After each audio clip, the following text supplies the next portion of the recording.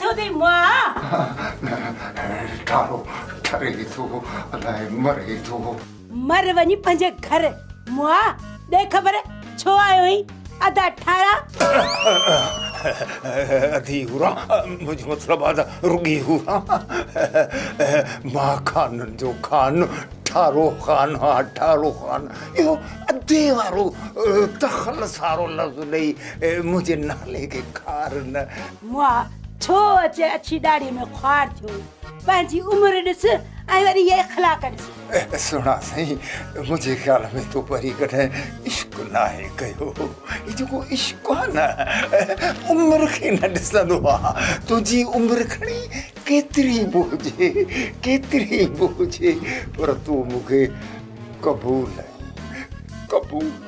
चाचे कबूल या पुट पंहिंजो इहो मुहांडो मुंहिंजे अॻियां गुम कर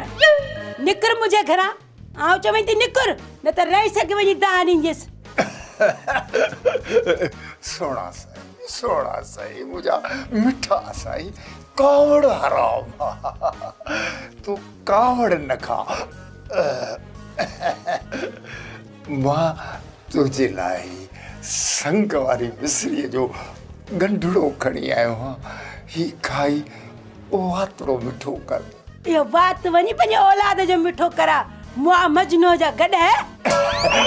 सोणे ऐं सुठे जानवर जो नालो वरिती महबूबा साईं गॾो चई या घोड़ो ही खाई कर मूं ते थोरो हाणे थाप न कर पेर टाह पंहिंजा इहे न त पाड़े वारनि खे बुछड़ो न कराई असांजे विच में ॿियनि जो छा जेको न आशिकनि सां फिटाईंदो सो सॼी उमिरि कोन सुधरंदो पिनंदो रहंदो मूं तव्हां ॿिन्ही भाइरनि जो छा बिगाड़ियो आहे छो जे मुंहिंजे जीअण जंजाल कयो अथव सुभाणे वञी तव्हांजे पीउ जे क़ब्र ते वञी तव्हांजी दाह ॾींदसि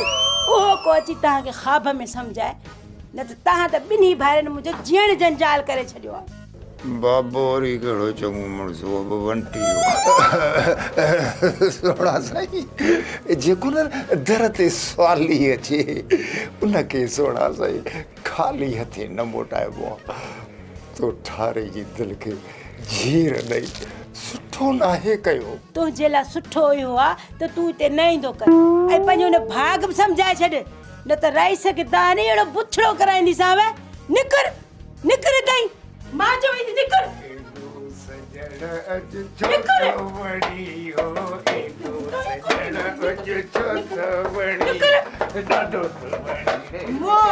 मरे असांखे जे बेज़ार कयो